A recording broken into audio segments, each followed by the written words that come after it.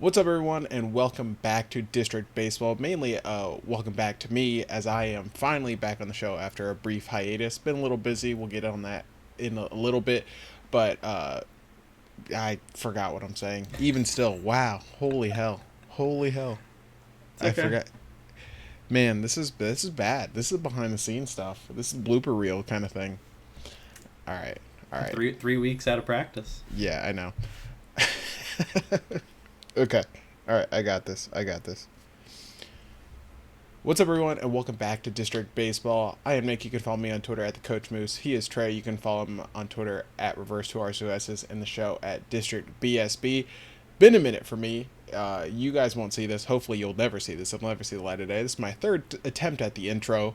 Um, I'm a little rusty, but I am very excited to be back and am very thankful for Trey holding down the fort, talking all things baseball during my absence. But Trey, what's going on? How you been? Dude, I was totally gonna set up a joke there for the. I was gonna say this is totally the first attempt at Yeah, the intro. totally. You definitely have not done this over and over and over again. Yeah, but yeah, man, it's been a minute. Congratulations on the win. I told everybody last Appreciate it. week. Appreciate it. District champion coach, head coach. How about that? The real Coach Moose. I know, So right? congrats, man. But yeah, no, it's been a good couple weeks of ball. Definitely some interesting stuff today, and I Yeah. think that we'll just go ahead and go right into a 3 up, 3 down.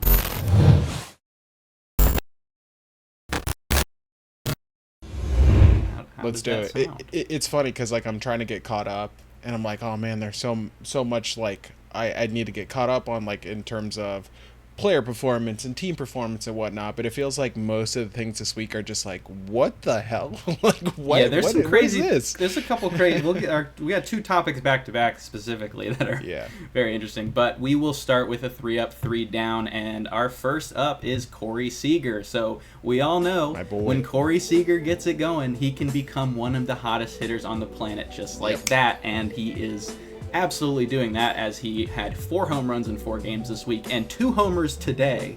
And funny story, as soon as my buddy texted me that he hit a homer, I immediately was like, he's really hot right now. I'm gonna place a bet on him to hit another one.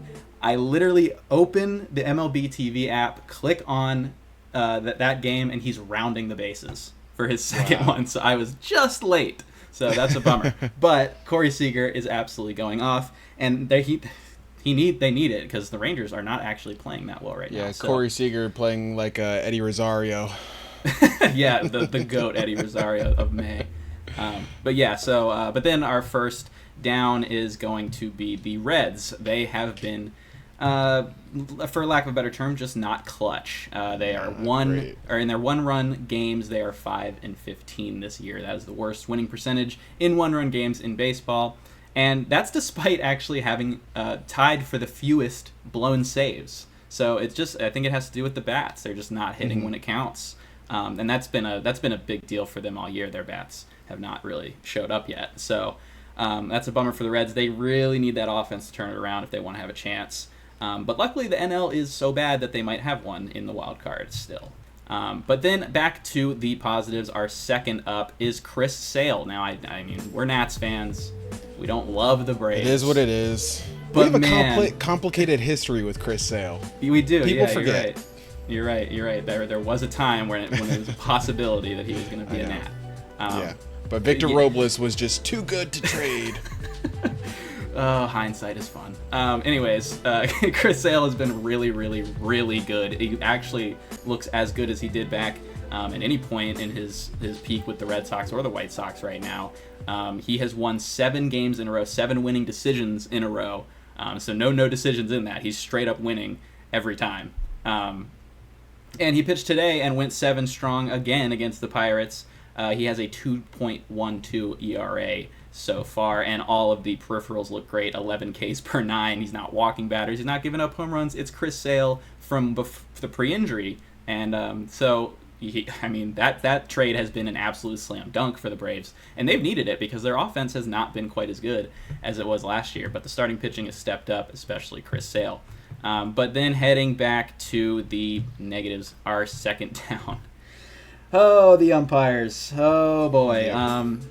This was a really bad call, and I don't think there was. This was like the first time I can remember that the Umpires Association like straight up apologized. Like they straight up like said they were wrong. They knew immediately. I've seen that in football and basketball, Yep. like the 2-minute report and other things for the NFL, whatever it's called. But I don't think I've ever seen that, or like not often at least. I can't remember the last time that the umpires after the game actually said they blew it. But yeah, it was just a call that didn't even need to be made. The out was made easily. And the base runner wasn't even looking at the shortstop Henderson on the play, but either way, the White Sox end up losing, and that actually led me to find out that the protest system doesn't exist anymore. Did not realize that there was a rule change, but apparently you can't protest games anymore. So that's interesting. I'll verify that to make sure. So. But I'm pretty sure that I saw that, so that's damn government taking away our rights. Yeah, dude. Oh man. Yeah, people are gonna take that out of context. I'll do it. I'll take it out of context. Okay, and then our third up is, it depends on which team you're a fan of here, but the A's and Rockies played an absolute barn burner on Thursday afternoon when they were the only game happening, and it wasn't really like that for most of the game. It was a 4-1 game heading into the 8th.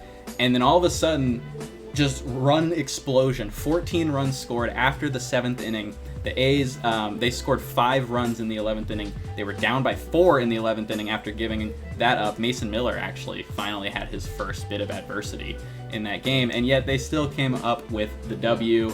Clutch homers. Mason JJ Miller Bleday didn't strike a guy out. Just I know, adversity. one time. It's adversity crazy. Just up the just crazy. Yeah, just absolutely crazy. Because he came right back in his next outing and absolutely dominated. So yeah, that was a one-off he's thing. good. He's pretty good. Yeah. But just a crazy game, and it was fun to watch as an outside fan of neither team. And then our last. This is actually this happened today. This was a really unfortunate situation, and I don't think there's any updates yet about what happened. But Ronald Acuna went down, non-contact, when he was trying to get back to the second base today, and had to leave the game. He did walk off. He didn't have to get carried off or anything, but it's not a good look at all. Non-contact leg injuries are typically scary. And the way it looked, he really twisted up his knee, it looked like. And that's, you obviously hope for the best, but it didn't look good. We'll just say that. So huge bummer for him. Yep. Obviously coming off that MVP season, doesn't want to have another knee injury. So that sucks, but that was 3 up, 3 down. That is what happened this week in baseball. Yeah, kind of a bummer at the end there, but really some interesting stuff. That A's-Rockies game, I don't know. I know you've been busy, so I'm not sure if you would have been able to watch that. I mean, most people can't. Most people can't watch a Thursday afternoon game. People have lives. Right. But I was watching it, and it was fantastic. That's just a nice way of saying you have no life. But yeah, no. Well, I'll admit it. Baseball is all I do. So. Yeah. I hate to go back to it, but we don't want to, assume anything or guess, but the Acuna injury is obviously significant. The Braves are quickly, I'll say, they're quickly becoming the new Dodgers. Granted, the Dodgers are still the Dodgers, and what I mean by that is you dominate the regular season and suck in the postseason. I know they won a World Series recently. That just feels so far, the Nats are the kings of celebrating. It's because the roster was so the way they traded for that roster that year. That was just such a weird. I mean, great GMing to be fair that season. Sure. But it's not the same team anymore. I get what you're saying. It's like 2 different iterations of the Braves. They feel different. That's a better way of putting it. Yeah. So obviously, and Acuna got hurt that year too, and they had to completely redo their outfield. So it's going to be interesting to see how they approach it this year. The path they took last time, and again, this is fully dependent on how long Acuna is out and the severity of his injury. I know initial reports are saying he's out at least a month. And I mean judging by how you could say, he's going to be on the 10-day IL. Doesn't mean he's out 10 days, Yeah. So we'll see. That would be preferable though, for sure. Right. Last time they went the veteran route. They got Adam Duvall. They got Yeah, it was Eddie traded for Rosario. Soler and got Rosario that year. I almost said Eduardo Escobar. I was like, that's not right. Yeah, it was Rosario. He had the. Although I do series think that year. Eduardo Escobar was a Brave for a minute. I might be mistaken. He's definitely a Met. Yeah, exactly. We'll talk about the Mets in a minute. So my point being, like last time they went veteran heavy and it worked well, right? But now they have some pieces there. Obviously, Michael Harris Jr. is still there, and their lineup looks completely different from the last time. So maybe they opt to go the kind of cheap veteran route. One interesting name just came to the top of my head: Kevin Pillar, playing out of his mind right now. He's playing really well, and he's been there before. Right, he's been there before, veteron guy. That would be a Braves thing to bring back a guy. They already did it with Duvall in the offseason this past year. So. Right, so it's like it wouldn't shock me if they do that. I come get Eddie Rosario. Would love that. I mean, I'm down.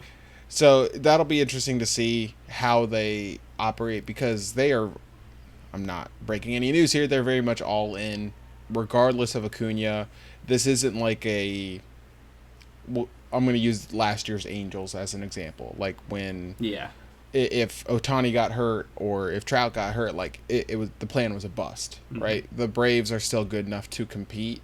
Obviously, they're much worse.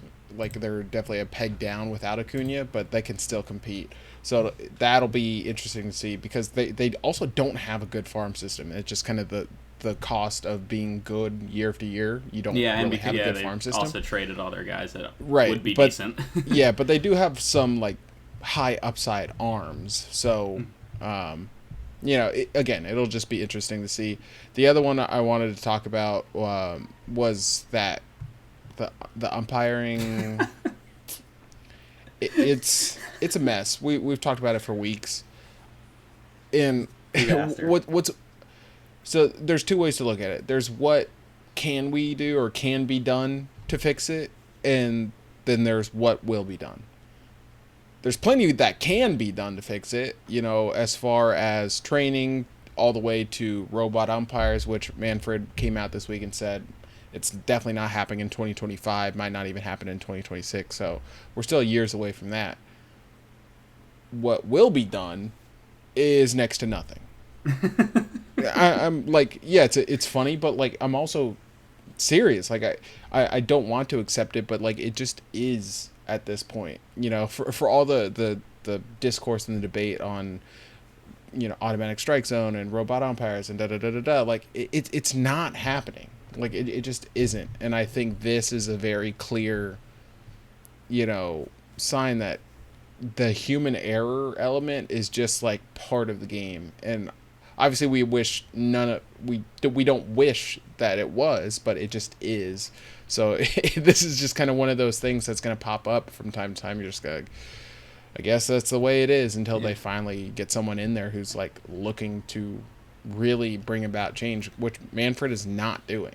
Yeah, that doesn't even mention Bryce Harper getting tossed in the first inning the other day by an umpire who I don't even know who he was. I think he's a new guy. It's like, dude, that's Bryce Harper. They're there to see Bryce Harper, man. Yeah, they were just like having a conversation. Yeah, it doesn't was very look bizarre. Bryce might have been upset, but like, yeah, it didn't seem toss-worthy. Yeah. Let's just say that we've seen Bryce Harper get a lot angrier at umpires before. Oh yeah.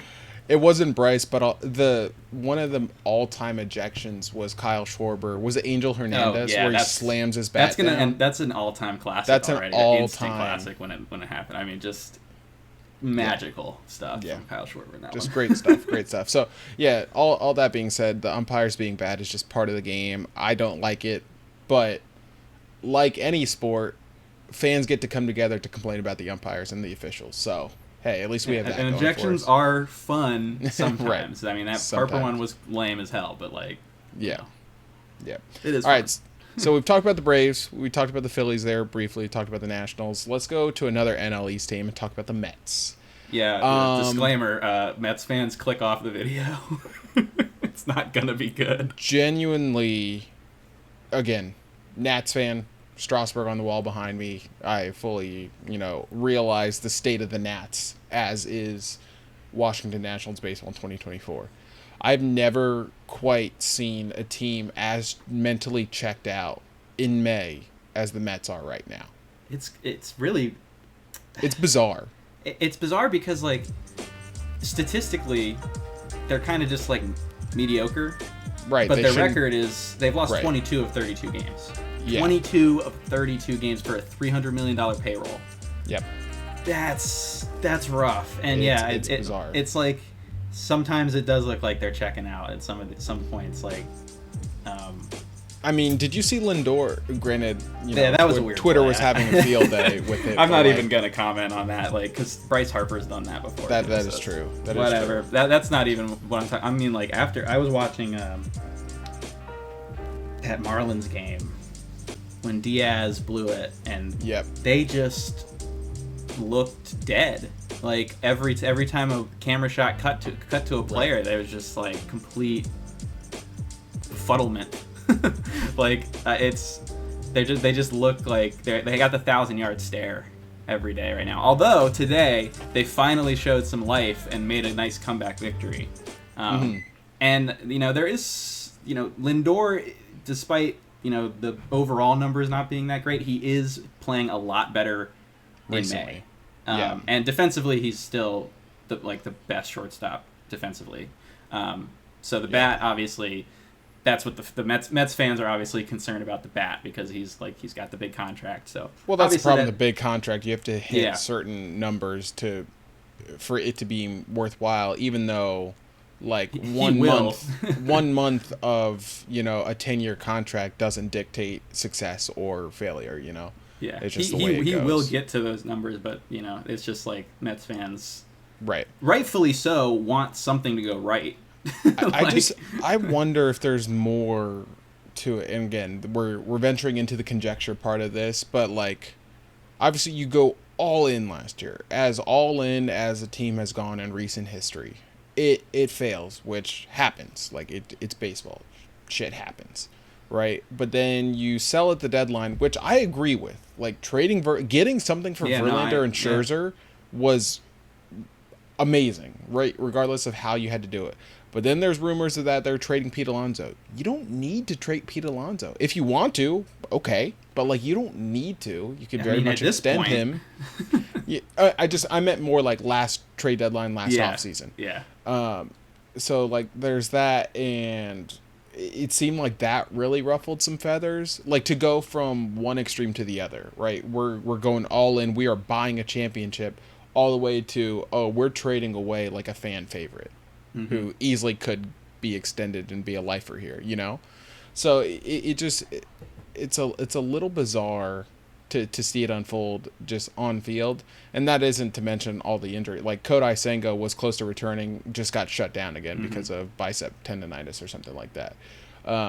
So this certainly seems like a wash of a year for the Mets, but as our good friend Ryan would say, LOL Mets. Like it's just there's always something with the Mets. They're always a dumpster fire, and it leads to good content. Yeah, for sure. Well, that's the thing, because like ERA wise, batting average, power wise, like any stat you look at, they're pretty much like average. Right. And yet do not have an average record. So It just seems like if something will go wrong, it's like if it can go wrong, it will go wrong. That saying holds true for the Mets. Like the yesterday, they first of all Diaz is blown. Let me talk about Diaz first, because he's been a big issue in their bullpen. He has 3 straight blown saves. Yeah. And that's obviously not good. He's pitching like his 2019 self. They put him in the 7th inning in the first game against the Giants, and he had like a semi-decent outing. Like he didn't dominate, but he looked like okay. And that was apparently enough for them to throw him directly back into the 9th yesterday. And I was just like, dude, like, can we have any patience? It was one outing of him after he's been terrible this year, and he like asked to go into the 7th and 8th instead of the 9th. So that he could fix his stuff, and one outing, and that was apparently enough. And then he came in and naturally blew the save. It's like, that's bad management. What's their manager's name? Carlos Mendoza. That's right. This is his first year, right? Yeah. Was Showalter still last year? Yeah, no, it's still too early to have a judgment on him, Yeah. although that particular situation... No. That's not... I was just kind of leaning towards the first-year manager trying to figure shit out kind of thing. But yeah, it's... You know who they remind me of is kind of the 2022 Nats. Granted, I'm always going to go back to, like, Nats. It's just... It's bad meets worse, even though you should have some reason to be good, you know? Yeah, that's true. There was enough in that initial 2022 Nats lineup to where it's like, there should be something here. Yeah, not necessarily playoff caliber, but, like, you should be decent, and it was just not. I think they'll hit a run at some point because the offense is good enough to hang, especially when Lindor gets it going. JD Martinez has been good since he came into the lineup for them. And Alonso is still hitting homers. Hasn't been like the greatest season for him, but he's still hitting homers.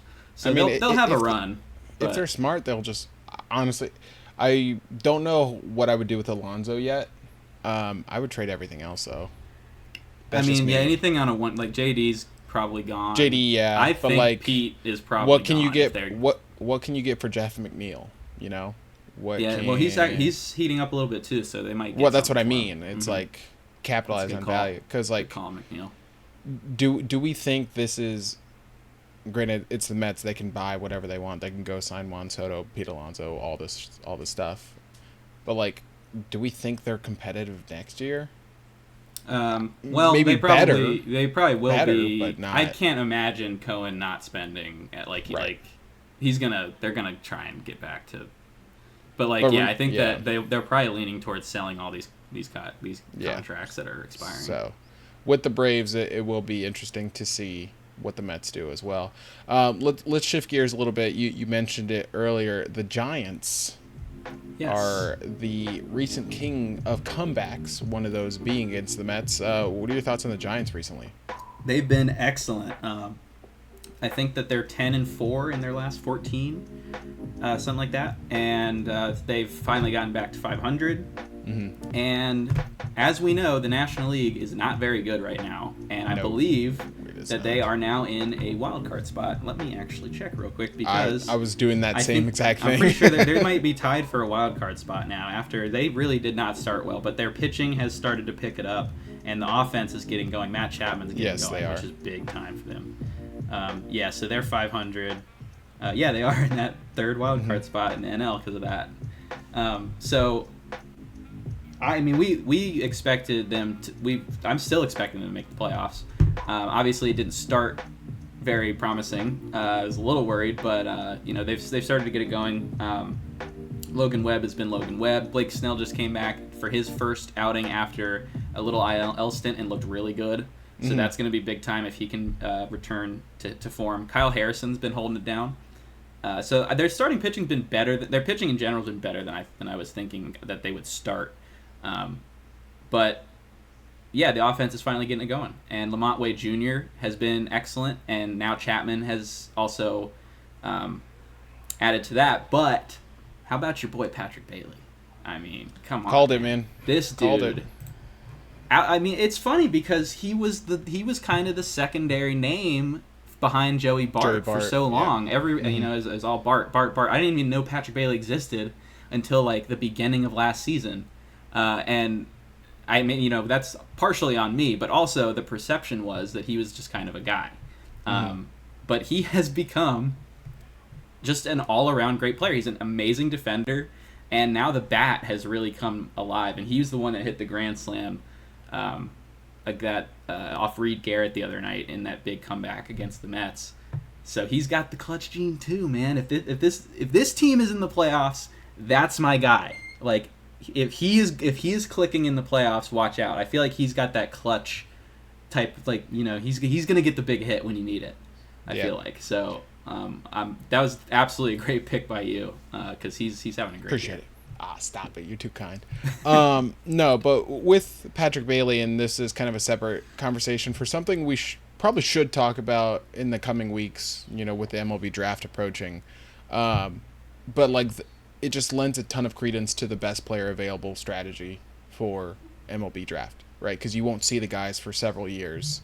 So it's just take the best player available. And I'm not saying I'm like a Giants insider, and I was in their war room and I know exactly what they were doing, but they had Posey forever. Bart was the heir apparent, and they still drafted a catcher high. I think Bailey was first or second round. I think he was first round. I'm pretty sure you're right. Yeah, I think he was out of NC State. I think.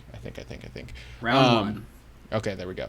Yeah, so it's like just take the best player available, and I nailed it. I'm on it right now.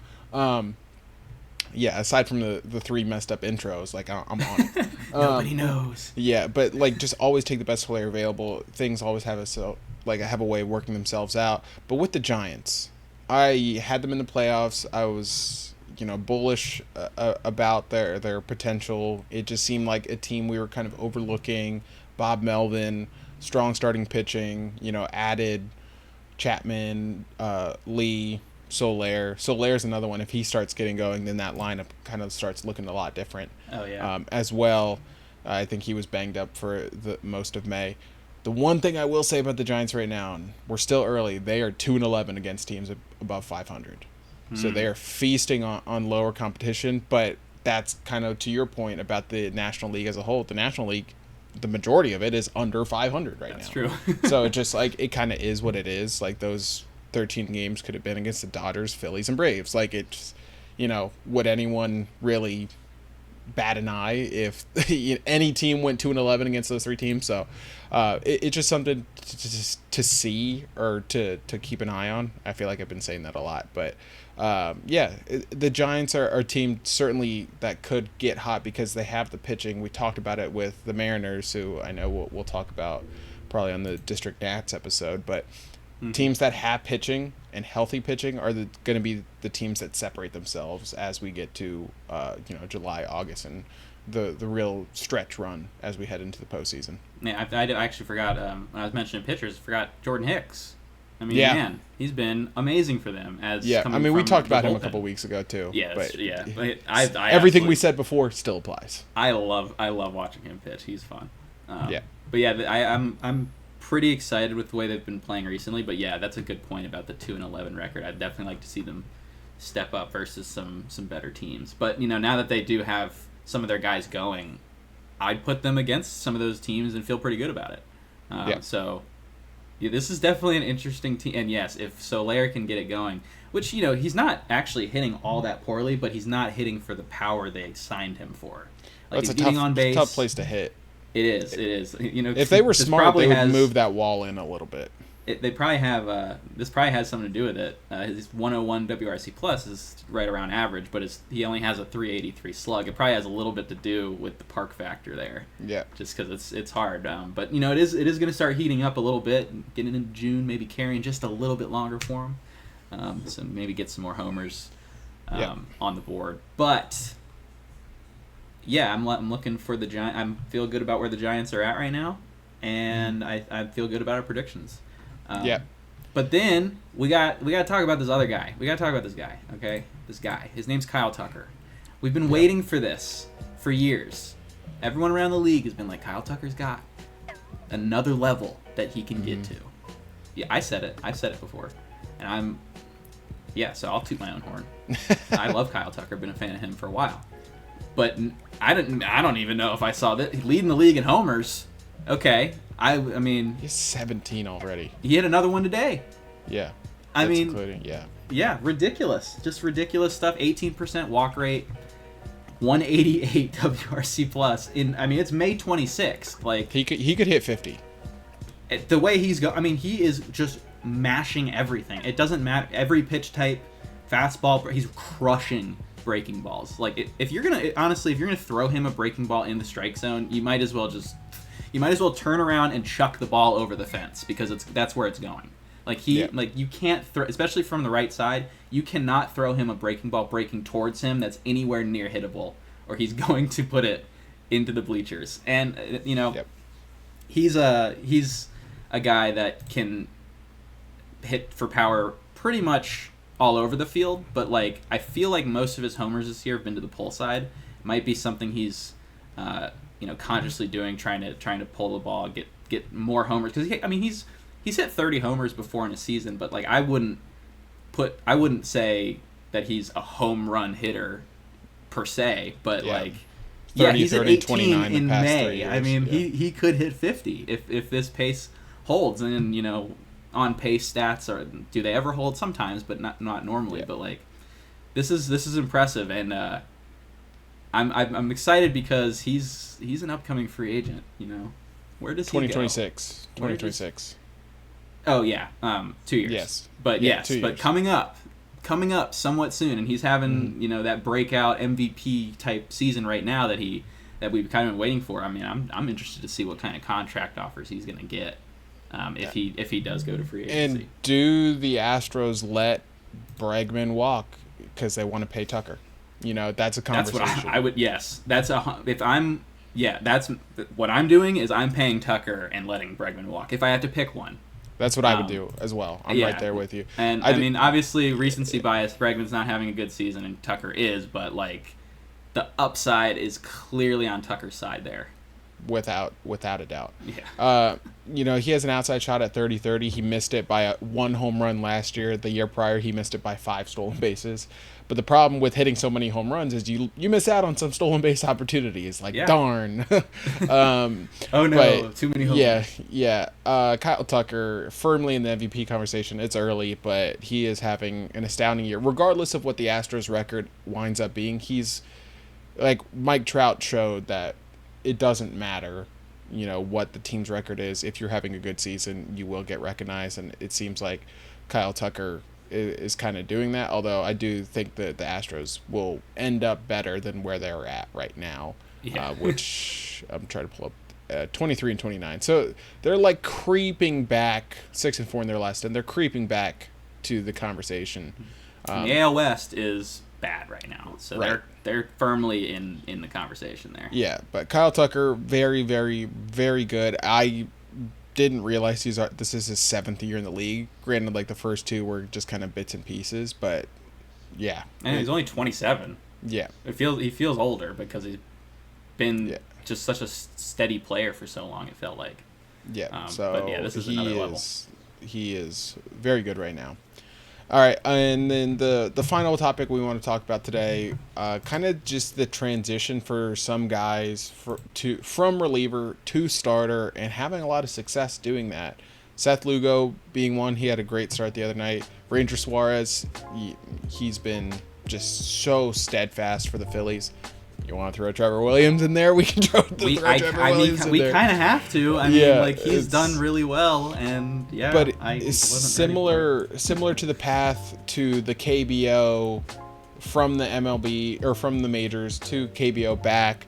There is kind of a path from starter, maybe in college, maybe high school, whatever, maybe the minors, to reliever, back to starter. Like, there's different ways to get there, and we're seeing that more and more, especially as all these injuries pop up. Like, guys are just need to be thrown into situations that they didn't expect to be in. But I also think it's a legitimate plan or strategy to have guys just be a reliever, focus on your craft, not low leverage, but like you don't have to throw 90 pitches, and then we can build you back up. Like, it's working.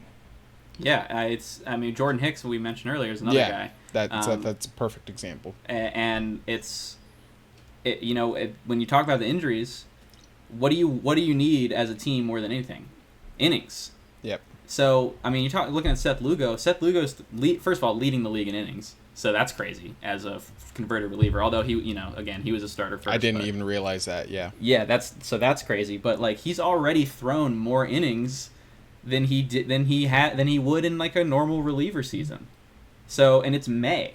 So like, if you can, get these relievers to, pitch that well in multiple inning starts or multiple inning outings, then that's going to be a big deal because teams need guys that can stay healthy and that can give them, as much as they can in terms of the innings. So, basically, Suarez was another guy.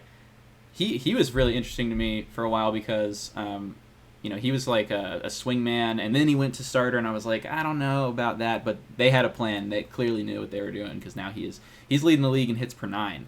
which he's more of a pitch to contact type of guy in my mind, although he's been pretty good. My head strikeout batters. Yeah, my head. Yeah, in my head, 9.3 strikeouts per nine though is a pretty good strikeout pitcher. Yeah, I think similar to how the opener was all the rage. A couple of years ago when the Rays kind of implemented that, I think we're slowly going to see the reemergence, whatever word you want to use. I think most teams are going to have a long reliever. And what I mean by that is a designated guy, when he pitches, it's going to be 2-3 innings. Yeah, Like it just is. Right? You talked about they need innings covered, and every relief. We saw it with the Nats today, and I don't mean to constantly bring up the Nats, but like Hunter Harvey pitched 3 days in a row. He wasn't available today. Floro had to pitch a 3rd day in a row because we just didn't have anyone else. Mm-hmm. It's like if you had one guy, regardless of ERA or whatever, that could just eat innings and save a day for one of your top arms. Maybe the Nats win today, Mm-hmm. and then maybe they win 3, 4, 5 games over the course of a season that they wouldn't have just because one of their top bullpen arms got an extra day off here, So I think we're going to see teams really embrace the long reliever. And also it's just like a nice little insurance policy. If one of your rotation guys goes down, you have a guy that's maybe not fully stretched out, but he's already been pitching 2 to 3 innings at a time. He can go 4 to 5, Mm-hmm. So it'll be super interesting to see how this impacts the kind of strategy with developing pitchers and just keeping guys healthy, because obviously we've been talking about it all year long. The injury epidemic is rampant right now. So yeah, for sure. So, yeah, but that does it for today's episode. Again, I appreciate you guys and Trey especially over the past couple weeks, just keeping things rolling in my stead. But I'm back for good now. No getting rid of me. Excited to see what happens over the next week in baseball. But in the meantime, be sure to follow us on Twitter at DistrictBSB, Trey at Reverse 2 R's 2 S's, myself at the Coach Moose. And yeah, I said the show already. Oh, TikTok at District Baseball. Trey's doing a great job over there as well. And subscribe, like, comment, all that good stuff. And one last thing before we wrap up, congratulations to mainly Trey, but to District Baseball, 1,000 subscribers on YouTube. Really appreciate you all showing support, showing some love to the channel. Couldn't do this without you. We love you. We will be back next week. And in the meantime, let's go baseball. Peace.